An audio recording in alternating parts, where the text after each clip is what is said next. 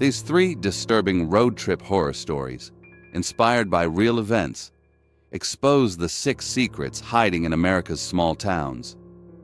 First, a husband is forced to question his sanity when hospital staff swear the wife he admitted last night never existed. Next, a carpenter realizes his family is being harvested for profit when he finds their death certificates hiding in the hotel room, waiting for tomorrow's date. And finally, 4 friends are trapped by a silent mob after discovering a dusty museum is actually a front for a cleansing ritual. You'll want to stick around for the final story, because you need to hear the terrifying invitation the tour guide whispered through the window just before they hit the gas.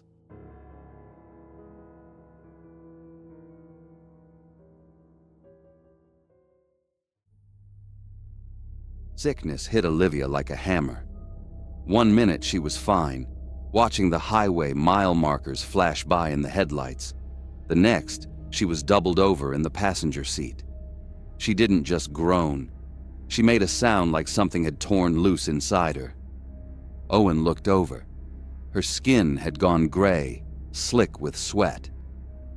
In the back seat, 8-year-old Amelia started crying, a high-pitched panic that filled the car. Owen didn't waste time asking what was wrong. He just floored it. He needed a town, he needed a hospital. Profound darkness swallowed the road, broken only by their headlights cutting through the trees. When the exit sign finally appeared, Owen took the turn fast, tires screeching on the asphalt. The town was dead quiet. Most of the storefronts were dark. The hospital sat at the end of the main drag, a squat brick building bathed in harsh yellow security lights. It looked more like a prison than a place of healing.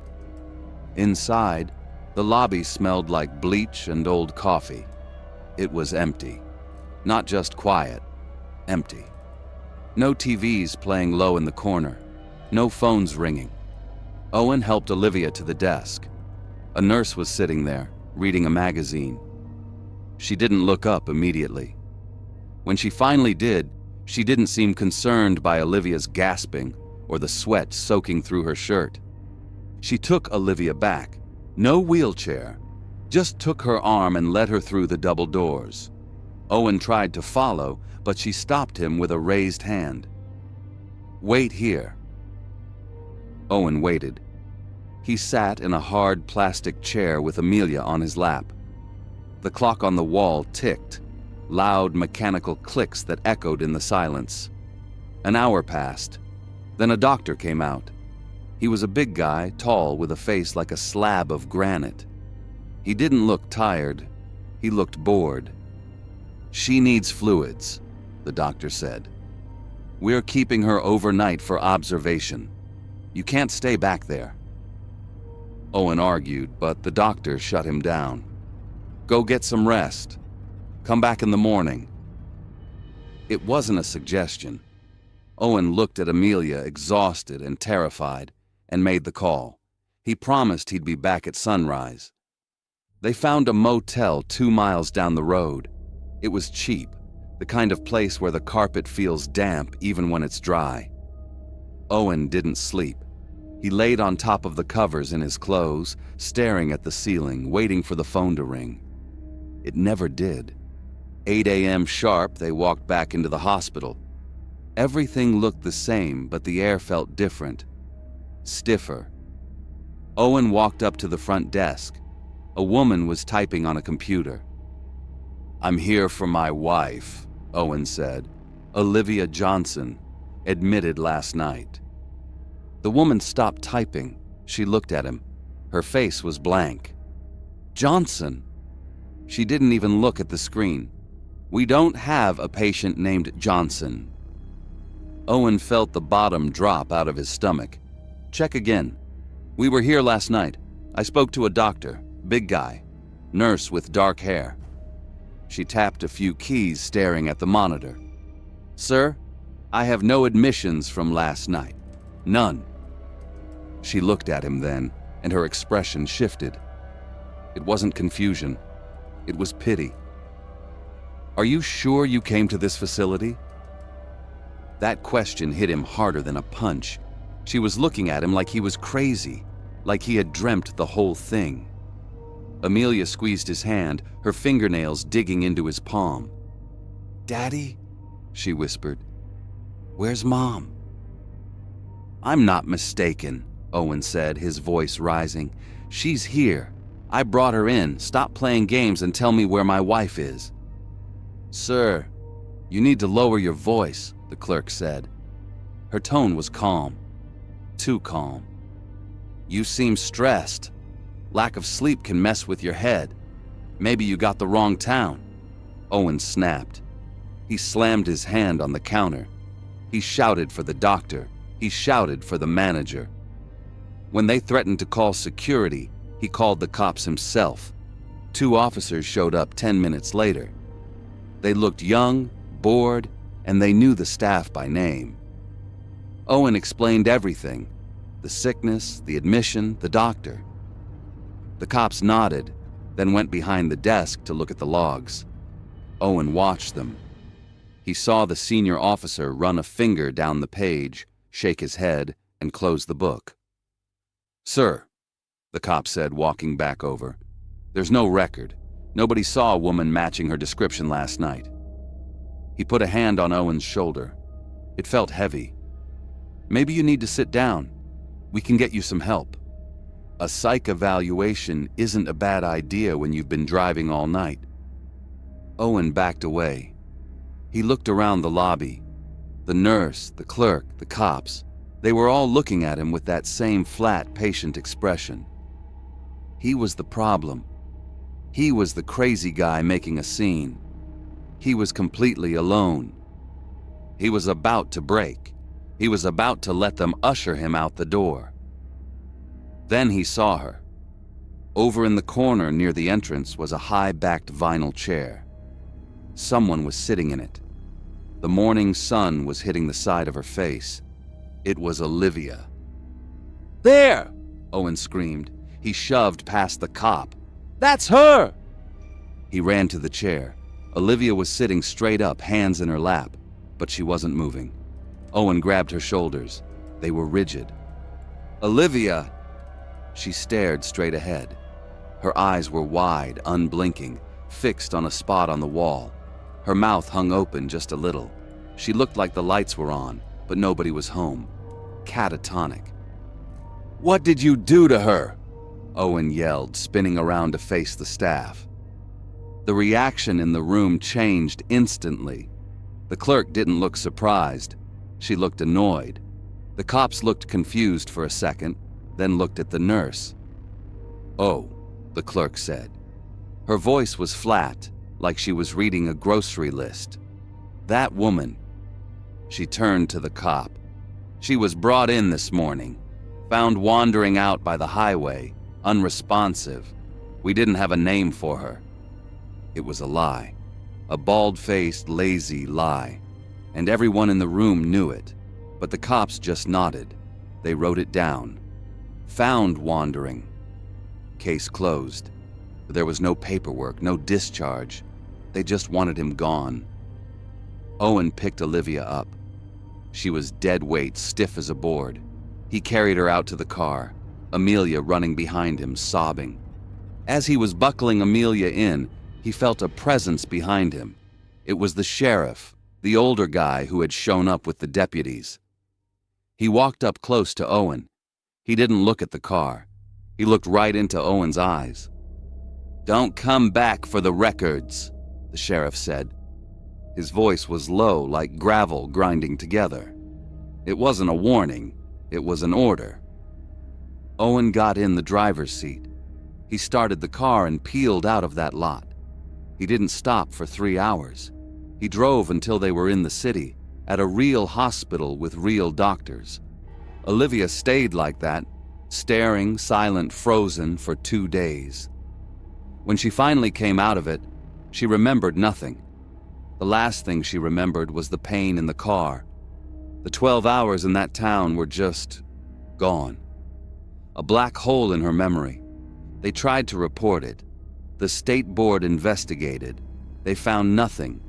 Perfect logs, perfect records. The whole town was a brick wall. Owen got his wife back, but he didn't get his peace of mind back. Sometimes, he watches her when she's staring out the window, and he sees that same blank look in her eyes. He wonders what they did to her in that empty building. He wonders if the woman who came back is really the same woman he left there. And he knows one thing for sure: safety is a joke. All it takes is a quiet town and a few people agreeing on a lie, and you cease to exist.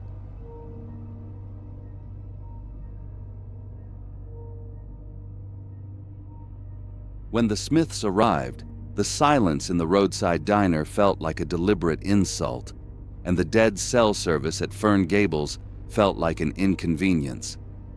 But late that night, Leland Smith found a file tucked away in their room. Inside, documents listed his whole family, and a date of death that was chillingly blank. The town wasn't being rude. They were just waiting for sunrise. Leland Smith was 42 years old and had spent 20 of those years with sawdust in his cuffs and a pencil behind his ear. He was a master carpenter. He understood how to build things that could weather a storm. He understood load-bearing walls and structural integrity. But 4 months ago, sitting in his living room, he had made a mistake that no amount of bracing could fix. He had entered an online contest. It seemed harmless enough, a chance to win a fully outfitted custom workshop. He wanted that shop. He wanted it bad enough to type in his full name, his home address, his social security number, and his date of birth. He thought he was registering for a prize. He didn't know he was filling out the specs for a trap. 3 hours off the interstate, the asphalt turned to gravel. Leland gripped the wheel of the sedan.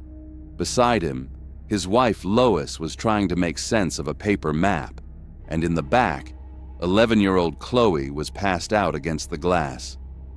They were hungry, tired, and looking for the small-town charm promised in the travel brochure that had conveniently arrived in their mailbox a few weeks after the contest entry. Hunger pushes you to make stops you wouldn't normally make. They pulled into a roadside diner, a flat-roofed building with a flickering neon sign that buzzed like an angry hornet. It was the only place with lights on for 20 miles. Leland cut the engine. The silence of the countryside rushed in to fill the cab, heavy and absolute. Inside was worse. Leland pushed open the glass door, and the noise of the room died instantly. There had been chatter, the clatter of forks on plates, the sizzle of grease. Now nothing. Just the sound of his own heavy work boots on the linoleum. Every head in the place turned. These weren't friendly glances. They were calculating looks. Men in dusty caps and women with hard lines around their mouths stared at the Smiths. It felt like walking onto a job site where you weren't welcome, where everyone else knew the blueprints and you were just in the way. They took a booth near the back. Lois kept her head down, rubbing her arms as if a draft had hit her. Leland watched the room. He saw a waitress shuffling over. She looked like she had been on her feet for a decade. She dropped 3 plastic menus on the table. She didn't offer coffee. She didn't ask how they were doing. She leaned in, invading Leland's personal space, smelling of stale fryer grease and something sharp, like ammonia. "You're a builder, aren't you?" she whispered. "A carpenter?" Leland froze. He hadn't said a word. He looked at her, really looked at her, searching for the threat. "Yeah," Leland said, his voice rough. "That's right. How'd you know?" She smiled then. It was a wide, easy expression that crinkled the corners of her eyes, friendly as a neighbor over a picket fence. She pointed a pen at his hands resting on the Formica table. "Your hands," she said, chuckling softly. "The calluses, the way they're shaped, gave it away." She gave him a little wink, acting like it was just good old-fashioned hospitality, then turned and walked away, disappearing into the kitchen. Leland didn't smile back. He looked at his hands. He looked at the room. That friendliness felt worse than the staring. It meant they were paying attention to the details. They were cataloging him. He grabbed Lois's hand. "We're leaving." Back in the car, the feeling of wrongness sat in the air like smoke. Leland tried to check his phone to find a hotel, any hotel, but the signal bars were empty. Dead zone, no GPS, no calls. They were flying blind. They had to rely on the brochure. It pointed them to a single location, Fern Gables Bed and Breakfast. Fern Gables' place looked right. It was a big Victorian house, painted white with a wraparound porch, but to a builder's eye, it looked too maintained. No peeling paint, no sagging steps. It looked like a movie set, a facade built to impress a camera. Fern herself answered the door. She was a calm woman, polite, with a smile that showed too many teeth. She was the villain, though Leland didn't know it yet. She was the architect of everything that was about to happen. Check-in was strange. Leland handed over his license. Usually a host glances at the name. Fern held it. She studied it. Then she pulled out a handheld scanner from beneath the desk and ran the card through it. A sharp beep echoed in the foyer. She wasn't just verifying his identity. She was confirming he matched the policy. "Mr. Leland Smith," she said, "carpenter." "Excellent." They got a room on the second floor. It was nice, but the air was stale. Lois and Chloe fell asleep fast, the exhaustion of the road taking them under. Leland couldn't settle. He had chronic insomnia, a restless energy that kept him pacing while the rest of the world slept. By 12:30, the walls were closing in. He needed to clear his head. He needed to take the edge off. He grabbed a small zippered pouch from his duffel bag, his insomnia kit. He moved quietly, slipping out of the room and easing down the stairs, careful to step on the edges of the treads to avoid squeaks. He went out the back door into the freezing night air. He walked over to his car, parked in the shadows of an oak tree. He slid into the driver's seat, leaving the door cracked open so the dome light wouldn't trigger. He pulled out a small glass pipe and a lighter. The flame flickered for a second, illuminating his tired face. He inhaled deeply, holding the smoke in his lungs, letting the sweet, pungent scent settle his nerves. He exhaled a long, slow cloud toward the dashboard, waiting for that familiar relaxation to wash over him. That's when he saw it. Through the haze of smoke, movement caught his eye. The garage door of the B&B, detached from the main house, was sliding up. It was silent, well-greased. A car rolled out. It was a dark sedan, engine running but headlights killed. Leland ducked low in his seat, heart hammering against his ribs. The car crunched softly on the gravel, rolling right past him. In the faint moonlight, he saw the driver. It was Fern Gable, and in the passenger seat was a massive shape of a man, Byron, the guy from the diner. They were sneaking out like teenagers, heading up a dirt track toward an old, derelict church on the hill. Leland sat there for a second, the pipe cooling in his hand. Common sense told him to stay put. Common sense told him to finish his smoke and go back to bed. But the gut instinct that had kept him alive on dangerous job sites was screaming at him. "Screw it," he whispered to the empty car. "I gotta know."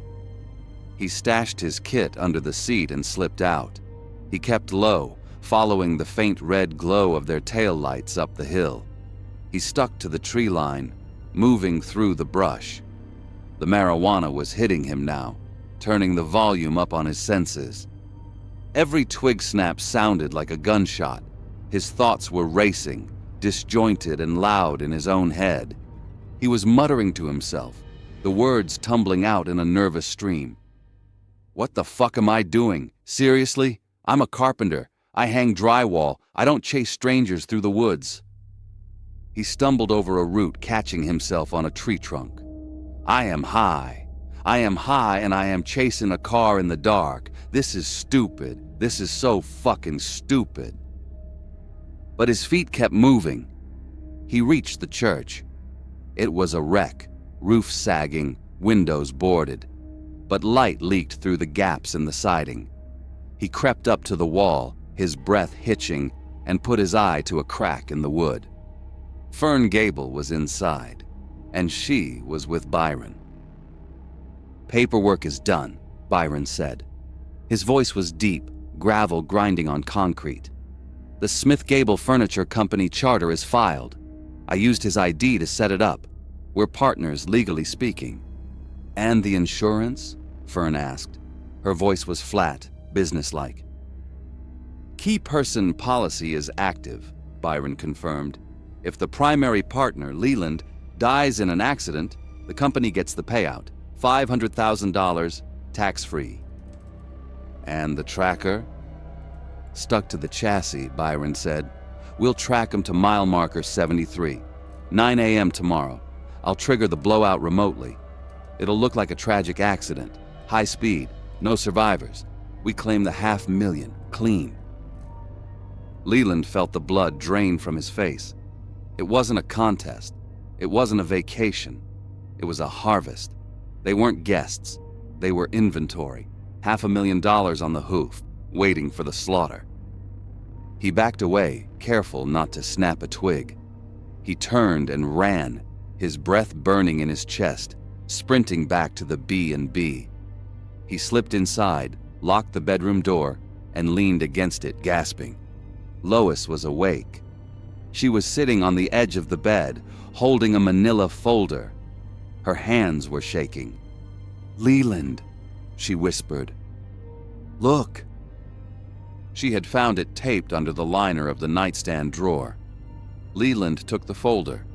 Inside was his contest entry form, the lure. A map with a red circle around a sharp bend in the road labeled mile marker 73. And 3 death certificates. Leland Smith, Lois Smith, Chloe Smith. Everything was filled out. Cause of death, accidental vehicular collision. Time of death, 8:45 a.m. The only thing missing was the date. It was a blank line, waiting for tomorrow morning. Leland went to the door. He tried the handle, locked. He put his shoulder to it, but it didn't budge. A heavy bar had been dropped across the outside. He went to the window. Decorative wooden bars were bolted into the frame. He pushed on them. Solid oak. He couldn't kick them out without waking the whole house, without alerting Fern and her heavy hitter. They were boxed in. But Leland Smith was a builder. He looked at the window frame. He didn't see a barrier. He saw components. He saw a sash, a sill, and glazing beads. He knew that the glass wasn't part of the wood. It was just held there by pressure and tiny nails. He pulled out his multi-tool. He selected a thin, flat blade. He looked at Lois. "Get the pillows," he whispered. "Make it look like we're sleeping." Leland went to work on the window. It was precision work. If he cracked the glass, the sound would be like a gunshot. He wedged the blade behind the thin strip of wood holding the glass in place. He applied gentle leverage. The wood groaned a high-pitched protest. He stopped, waited, pushed again. Sweat dripped into his eyes. His hands, usually steady, trembled slightly. He forced them to still. He worked the trim loose inch by inch, prying out the finishing nails one by one. Pop, pop, pop. Tiny sounds barely louder than a settling floorboard. It took 20 minutes. 20 minutes of holding his breath. 20 minutes of waiting for the door to burst open. Finally, the last piece of trim fell into his hand. He pressed his palms against the glass. It shifted. He carefully lifted the entire pane out of the frame and set it on the carpet. The night air rushed in. "Go," he whispered. He lowered Chloe out the window to the ground, then helped Lois. He climbed out last, his boots hitting the grass with a soft thud. He crawled under their car. He felt along the metal frame until his fingers brushed a smooth plastic box. The tracker. He ripped it off. He crept down the driveway to the heavy steel mailbox at the road. He stuck the magnet to the back of it. Let them track the mailman. Let them blow up a mailbox at 9 a.m. He signaled Lois. She got in the driver's seat. Leland and Chloe went to the trunk. He didn't let Lois start the engine. The noise would carry for miles in this silence. "Push," he grunted. They put their shoulders into it. The gravel crunched under his boots. The car was heavy, dead weight, but the driveway had a slope. It began to roll. Leland hopped into the passenger seat as the car picked up speed, rolling silently into the darkness, away from the house, away from the trap. They rolled for a mile before Leland nodded. Lois turned the key. The engine caught. The headlights cut through the dark. Lois floored it. They didn't stop for stop signs. They didn't stop for anything until they were 2 counties over, parked in the bright, harsh light of a state police parking lot. They walked in and dropped the folder on the desk. The map, the certificates, the proof of a town that harvested people for profit. They raided the place the next day. They found the fraud ring. They found the list of names. Leland drove his family home in silence. He kept thinking about the mechanics of it, the way they had built a system to extract value from human life. It was a machine, efficient and cold. He was a builder, but he built things to shelter families, not to bury them. He never saw the date filled in on those certificates, but sometimes, when he's working late in his shop, staring at a piece of wood, he thinks about that blank line. He thinks about how close he came to being just another tragic accident at mile marker 73. And he remembers exactly what went through his mind as he drove away. I build things to last. These people built traps. I'm just glad I knew how to take a window apart without a hammer.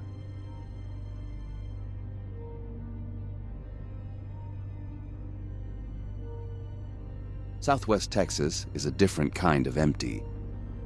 You get out past the Pecos River, and the world just stretches out into flat brown scrub and mesquite. It was late afternoon, probably pushing 100 degrees even that late in the day, when Alton, Hazel, Royce, and Owen finally decided they had to stop. They were 4 friends driving back from Big Bend, their eyes burning from staring at the heat shimmer rising off the asphalt for 6 hours straight. They found a dot on the map that barely counted as a town. It was just a grid of cracked pavement and dried-out lawns, surrounded by endless miles of fence line. The sun was sitting low and angry on the horizon, bleaching the color out of everything. They pulled into a spot marked Town History Museum. It sat in a lot full of white caliche dust and gravel. The building was an old, squat structure made of tan stucco that was peeling off in sheets, exposing the brick underneath. It didn't look inviting. It looked like something that had been baked hard by the sun. They killed the engine, and when they stepped out, the silence was heavy. No birds, no traffic. Just the sound of the wind hissing through the dry grass. Inside, the air was stagnant. It smelled like old paper and trapped heat. It was one big room, darker than the outside, filled with the kind of junk you find in these dying towns. Rusted cotton gin parts, glass cases of dusty arrowheads, and black and white photos of ranchers who looked like they'd never smiled a day in their lives. There wasn't a soul at the front desk. Just dust motes floating in the shafts of sunlight cutting through the blinds. Most people would have grabbed a drink from a vending machine and left, but this group needed to move. Alton and Hazel wandered off to look at a display of barbed wire collections. Royce, a mechanic who spent his life fixing trucks, walked over to inspect an old rusted tractor engine in the corner. He stood there with his arms crossed, wiping sweat off his forehead, just staring at the intake manifold. Owen was the one who went exploring. He was always the guy digging into things he shouldn't. He saw a door in the back, cracked open with a handwritten staff-only sign taped to it. He slipped inside. He told the group later he just wanted to find a working AC unit or something real that wasn't covered in dust. He found a cramped office in the back. A metal filing cabinet was sitting there with a drawer pulled open. Being nosy, he started flipping through the folders. That's when the heat in the room seemed to spike. He found documents that looked like founding charters, but the language was wrong. It described a covenant of the unblinking eye. He read lists of names, Hispanic and Anglo names of families living in the town right now, and logs of rituals involving cleansing the dust with blood. The dates weren't from the 1800s. They were from last Tuesday. He didn't scream. He just froze. He shoved the folder back and scrambled out of the office, his face pale beneath his sunburn. He walked up to the group by the tractor and grabbed Alton's arm hard enough to hurt. He started whispering fast, telling them they had to leave, that this Dust Bowl town was a front for something violent. They didn't believe him at first. It's hard to process that kind of fear when you're just hot and tired. Alton tried to brush him off, saying they just needed water. Hazel rolled her eyes, fanning herself with a pamphlet. Royce didn't even look up from the engine. It was just an awkward moment in a silent room. But Owen kept pushing, looking over his shoulder at the empty hallway, like a coyote hearing a trap snap. That's when boots clicked on the floor. A man walked out from behind a tall shelf of branding irons. He was wearing a heavy polyester uniform that must have been miserable in the heat. His name tag read, Mr. Gideon. He had a smile plastered on his face that was too wide, showing too many teeth. He walked right into the middle of the group, ignoring Owen's panic, and started talking loud, with a thick, hospitable drawl about enthusiasm and heritage. He forced a tour on them. He wouldn't let them walk away. He herded them toward a wall of photos, pointing out the founders, talking about their unwavering focus in taming the desert. Every time they tried to step toward the exit, he stepped in front of them. It wasn't physical, not exactly. It was that aggressive Southern politeness that traps you. He was acting like a deacon at a church you didn't belong to, refusing to let you leave the service. Eventually, Alton had enough. He cut Gideon off mid-sentence and walked straight to the front doors. The rest of the group was right behind him. They expected the door to be locked. They were ready to kick it down. Alton grabbed the brass handle, braced himself, and pushed. It swung open easily. Furnace blast heat hit their faces. They stumbled out onto the concrete porch, squinting in the blinding sun. For a second, they felt foolish. Maybe Owen had heat stroke. Maybe Gideon was just a lonely local. Then Roy stopped them. He put a hand out and told them to walk, not run. The white gravel lot wasn't empty anymore. Trucks and sedans were pulling in. A steady stream of vehicles was rolling over the caliche dust. They didn't have their headlights on. They moved slowly, tires crunching on the rocks, parking in neat, tight rows. They were boxing the friends in, blocking the path to the main road. People were getting out. Dozens of them. They weren't tourists. They were locals, but they were dressed all wrong. Men in heavy dark suits, women in long black dresses with high collars. In 100-degree Texas heat. They weren't sweating. They didn't speak. They just started walking toward the museum entrance in a steady, synchronized wave. Their faces were blank, empty. The friends had to walk through them to get to their car. They kept their heads down, eyes on the dusty ground. And Gideon was right there with them. He had followed them out into the heat. He was strolling right next to the group, chatting casually about how the founders blessed the dry earth, how every step was a prayer for rain. It was sickening. He acted like he was walking them to their car after a Sunday dinner. Owen looked like he was going to vomit, hyperventilating as they weaved through the silent crowd of people in heavy wool clothes. They made it to the car. Royce unlocked it with the remote, and they scrambled inside. The interior was baking hot, the seats burning their legs. They had left the windows rolled down earlier to keep the air moving. Alton was in the passenger seat. He reached for the ignition, but Royce was already turning the key. That's when a damp hand slapped onto the passenger door frame. Mr. Gideon was standing there, leaning his upper body through the open window. He invaded the car, his face inches from Alton's. He was still smiling that wide, fake smile, sweat finally beading on his forehead. He gripped the hot metal of the doorframe so hard his knuckles were white. He asked them if they were absolutely certain they wanted to leave. He didn't sound like a tour guide anymore. His voice was flat and dry as the dust outside. He asked if they wanted to stay for the final review. He leaned in further, looking past Alton, staring directly at Owen in the back seat. He whispered that the event was rich in history and that he thought they would love it. For a second, the desert went silent. Outside the car, the crowd in the parking lot had stopped walking. Every single person, 50 or 60 of them, had turned to face the car. They were all just watching, waiting for a signal. Royce didn't say a word. He just slammed the car into reverse. Gravel and dust sprayed everywhere. Mr. Gideon snatched his hand back a split second before the side mirror would have taken it off. Royce whipped the car around, forcing a gap between two incoming pickup trucks, and floored it. They fishtailed out of the lot, a cloud of white dust billowing up behind them, obscuring the view of the museum. As they hit the highway and sped up, Owen looked back through the rear window. Through the dust, he saw Mr. Gideon standing in the middle of the driveway.